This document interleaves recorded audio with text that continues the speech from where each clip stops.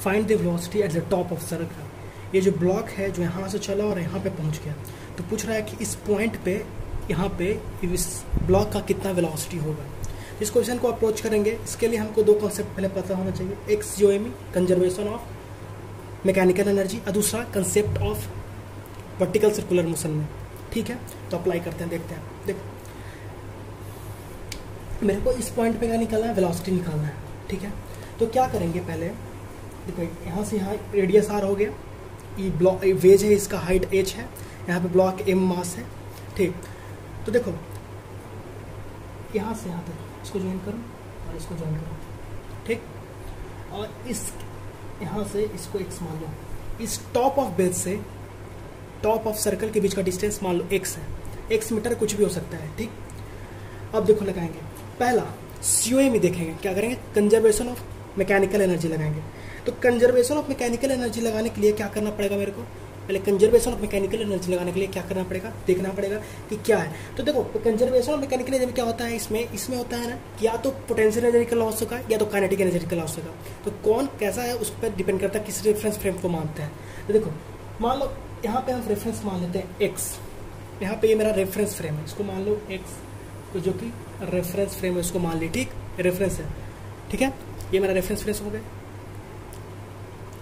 तो देखो कितना x हाइट ऊपर है, रेफरेंस फ्रेम से x हाइट ऊपर है, तो जैसे नीचे आएगा, जैसे ही डीप पॉइंट पे पहुंचेगा तो क्या होगा, इसका मैकेनिकल एनर्जी कन्वर्जन होगा और क्या होगा, पोटेंशियल एनर्जी डिक्रीज होगा, काइनेटिक एनर्जी बढ़ेगा, पोटेंशियल एनर्जी डिक्रीज होगा और काइनेटिक एनर्जी बढ़ेगा। तो क्या लिखेंगे, यहाँ पे लिखाएंगे COME, कहाँ पे A एंड D पे लगाएंगे, A एंड D पे लगाएंगे कंजर्वेशन ऑफ मैकेनिकल एनर्जी। क्या लगाएंगे, कंजर्वेशन ऑफ मैकेनिकल एनर्जी। तो क्या हो रहा है, पोटेंशियल एनर्जी का लॉस हो रहा है, काइनेटिक एनर्जी का गेन हो रहा है। पोटेंशियल एनर्जी का लॉस हो रहा है, काइनेटिक एनर्जी का गेन हो रहा है। तो कितना होगा पोटेंशियल एनर्जी का लॉस, mgx। कितना हो रहा है लॉस, mgx, और कितना कन्वर्ट हो रहा है, kinetic energy, that is k final minus k initial. पिछले वाला एक वीडियो में बता चुका हूँ कि जैसे मान लो अगर लॉस इन काइनेटिक एनर्जी अगर हो रहा है तो हम लिखेंगे k final minus k initial, नहीं, इस केस में हम लिखेंगे k initial minus k final. लेकिन अगर गेन इन पोटेंशियल एनर्जी होगा तब लिखेंगे k final minus k initial, right. इसको इरेज कर देते हैं। अब समझो, ये हो गया एक कंसेप्ट, इसको मान लो इक्वेशन नंबर 1। दूसरा लगाएंगे वर्टिकल सर्कुलर मोशन का कंसेप्ट। देखो मान लो ये एक सर्कल है, ठीक है, तो सर्कल के सेंटर पे जो फोर्स होता है उसको बोलते हैं FC, that is centripetal force. ठीक है, सेंट्रीपिटल फोर्स कौन सा फोर्स को प्रोवाइड कर रहा है, सेंट्रीपिटल फोर्स। तो जो रियल फोर्स है जो प्रोवाइड कर रहा है सेंट्रीपिटल फोर्स।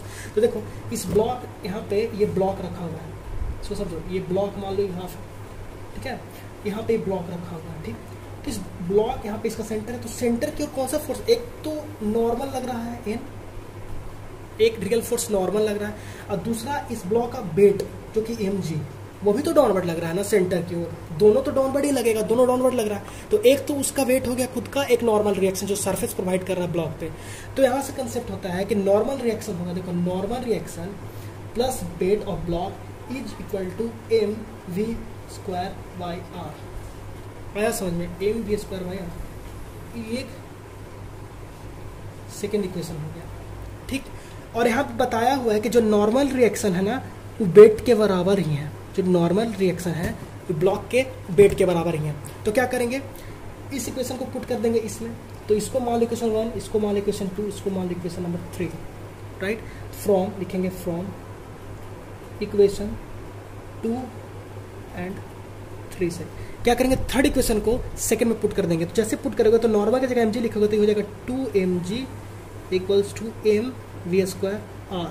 देखो m से m कट जाएगा, तो इस पॉइंट पे vd, इसको जिसको vd बोले हैं, तो vd क्या हो जाएगा, √2rg। इसको नोट कर लो यहाँ पर, इंपॉर्टेंट है, vd इक्वल टू √2rg। तो मतलब इस पॉइंट पे इसका वेलोसिटी कितना हो जाएगा, √2rg हो जाएगा। कितना हो जाएगा, √2rg।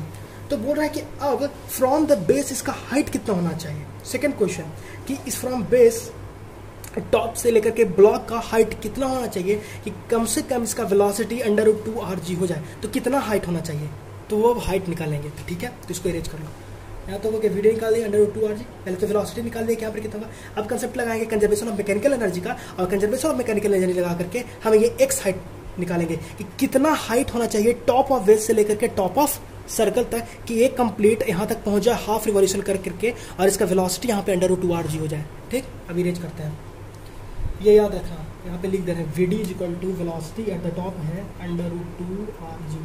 Now I will erase this, right. अब इसको इरेज कर देते हैं,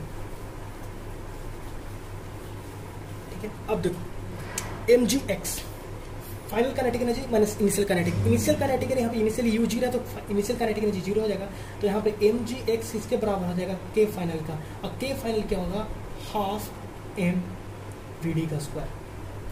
vd तो निकाल चुके हैं तो vd यहाँ पे पुट कर देंगे, that is equal to mgx to half m vd का स्क्वायर करेंगे तो होगा 2rg, m से m कट गया, g से g कट गया, 2 से 2 कट गया, तो यहाँ पे x इज इक्वल टू कितना आ गया, r आ गया।